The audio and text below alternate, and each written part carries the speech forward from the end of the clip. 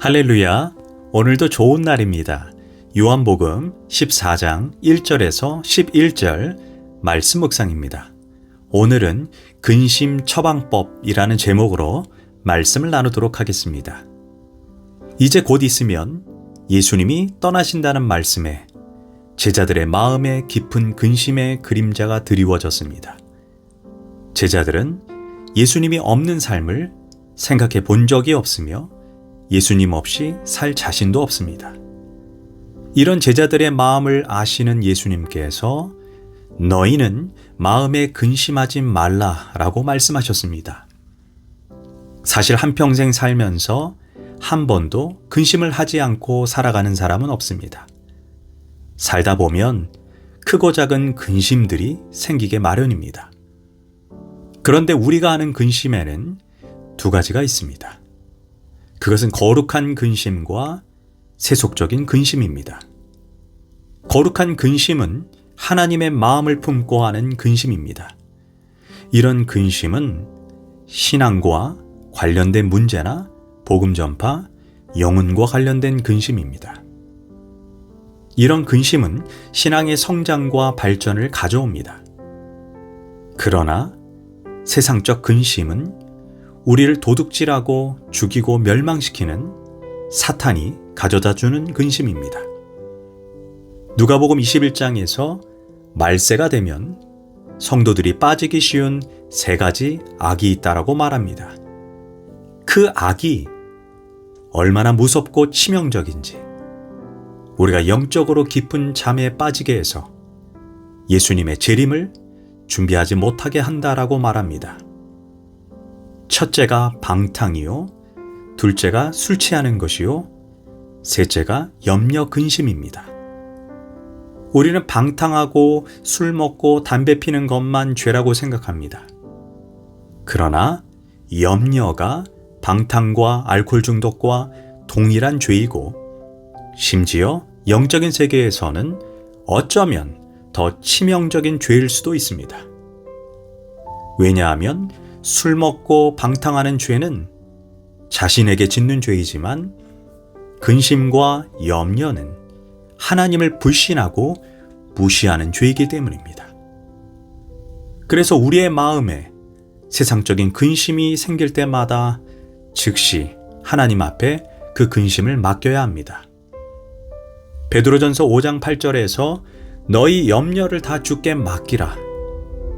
이는 그가 너희를 돌보심이라.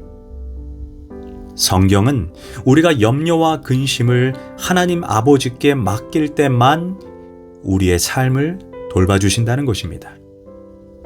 그런데 사람들이 그 구절 다음을 잘 보지 못합니다. 우리가 염려, 걱정, 근심을 맡기지 못할 때 영적인 세계에서 어떤 일이 일어나는지를 말씀해주고 있습니다. 근신하라, 깨어라. 너희 대적 마귀가 우는 사자같이 두루다니며 삼킬 자를 찾나니. 즉 우리가 염려, 걱정, 근심을 계속해서 곱씹고 묵상하면 눈에 보이지 않는 세계에서 그냥 사자가 아니라 배고파서 우는 사자가 우리를 삼키기 위해 대기하고 있다고 말합니다. 그런 점에서 염려는 마귀에게 문을 열어주는 통로가 됩니다. 알다시피 마귀는 영적인 존재이기에 우리가 가장 사랑하는 것을 명확히 알고 있습니다. 어떤 사람에게 자녀이면 자녀를 공격하고 물질이면 물질, 건강이면 건강을 공격합니다. 그래서 염려, 걱정, 근심이 많은 사람은 끊임없이 문제가 떠나지 않는 것입니다. 그렇다면 염려와 근심이 찾아올 때 예수님의 처방은 무엇입니까? 첫째, 하나님의 섭리를 믿으라는 것입니다. 1절입니다. 하나님을 믿으니 또 나를 믿으라. 우리에게 어떤 상황이 찾아오든 하나님의 섭리를 의심하지 말고 믿으라는 것입니다. 우리가 이 말을 오해하지 말아야 하는 것은 염려와 근심을 하나님께 맡겼다고 해서 내가 원하는 방법대로 문제가 즉각 해결된다는 말이 아닙니다. 우리는 기억해야 합니다.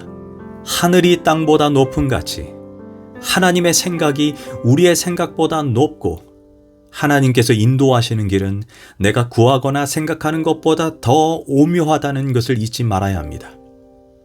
그래서 우린 어떤 상황이든지 또는 도저히 내가 납득되지 않는 상황일지라도 하나님의 인도하심을 전적으로 믿고 의지하고 신뢰해야 합니다.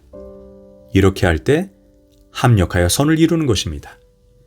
때때로 내 뜻대로 내 기도대로 상황이 움직이지 않는다 해도 낙심하지 말고 우리는 요셉처럼 하나님은 당신의 때에 하나님의 방법으로 일하심을 절대적으로 신뢰해야 합니다. 그래서 예수님은 근심하는 제자들에게 나를 믿으라 라고 말씀하신 것입니다. 둘째, 근심이 찾아올 때 처방법은 천국이 예비되었음을 믿으라는 것입니다. 2절입니다. 내 아버지 집에 거할 곳이 많도다. 그렇지 않으면 너에게 일렀으리라. 내가 너희를 위하여 거처를 예비하러 가노라. 믿는 자들에게 천국 이야기만큼 우리를 흥분시키고 가슴을 뜨겁게 만들고 근심을 싹 잊어버리게 할 만한 이야기는 없습니다. 우리 자신에게 그와 같은 반응이 일어나지 않는다면 차라리 신앙생활을 그만두는 편이 나을지도 모릅니다. 천국은 우리가 세상에서 가슴에 안고 씨름하는 모든 문제에 대한 완전한 해답입니다. 우리가 세상에서 입은 손해라든가 원통함이라든가 억울함이라든가 분한 모든 것들에 대한 완전하고 충족한 보상입니다. 우리가 그 나라에 가면 우리의 마음의 응어리가 다 풀리게 됩니다. 요한계시록 21장 4절에서 천국에는 다시는 사망이 없고 애통함이 없으며 죽음이 없다라고 말합니다. 사랑하는 자가 어느 날 갑자기 죽어서 가슴을 치고 울어본 적이 있습니까? 밤잠을 설쳐가며 통증으로 씨름해 본 일이 있습니까? 팔자 좋게 70, 80 평생 살아도 한 번도 아파 본 일이 없는 분들이 계시다면 참 행복한 분입니다. 그러나 슬픔이나 고통을 맛본 분이라면 천국에 죽음이나 고통이 다시 없다는 사실이 얼마나 감격스러운지 잘 알 것입니다. 무엇보다 우리가 천국을 사모하는 이유가 무엇입니까? 황금으로 만든 대골 같은 집, 12진주문, 생명나무 과실, 배고프거나 주림이 없기 때문에 기쁨이 되는 것이 아닙니다.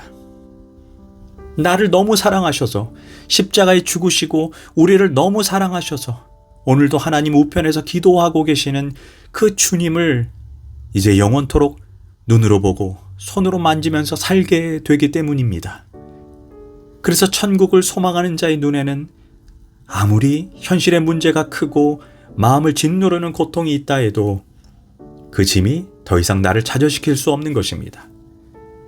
영원히 쉴 집으로 가는 동안 잠깐 당하는 고통이라고 생각하며 그 고통을 짊어질 수 있는 힘이 생기는 것입니다. 우리에게 두려움이 엄습해서 안절부절 못할 때라도 내 아버지 집에 거할 곳이 많도다 라고 하시는 그 주님의 음성이면 어느덧 인생의 근심과 걱정이 힘을 잃어버리게 되는 것입니다. 그러므로 천국만 생각하면 세상의 그 어떤 것도 부럽지 않은 사람이 되어야 합니다. 천국 이야기를 들을 때마다 근심이 가벼워져야 합니다. 셋째, 근심이 찾아올 때 예수님만이 천국으로 우리를 인도하는 유일한 분임을 믿으라. 예수님께서 거처를 예비하러 가신다고 하니 이제 도마가 묻습니다. 주여, 주께서 어디로 가시는지 우리가 알지 못하거늘 그 길을 어찌 알겠습니까? 그러자 6절에서 예수님이 내가 곧 길이요 진리요 생명이니 나로 말미암지 않고는 아버지께로 올 자가 없느니라. 예수님만이 우리를 천국으로 인도하는 유일한 길입니다. 예수님 말고는 우리를 천국으로 인도할 구원자가 없습니다. 궁극적인 길을 알고 인생을 살면 어떤 큰 근심도 쉽사리 그 힘을 잊어버립니다. 큰 것을 본 사람은 작은 것에 연연하지 않습니다. 그것이 참된 진리를 발견한 사람의 태도입니다. 세상의 수많은 종교들은 이리 가면 천국으로 들어간다 하고 별의별 이야기를 다 합니다. 그러나 그 많은 종교 창시자 중에 내가 하나님의 아들이다 라고 주장한 사람은 아무도 없습니다.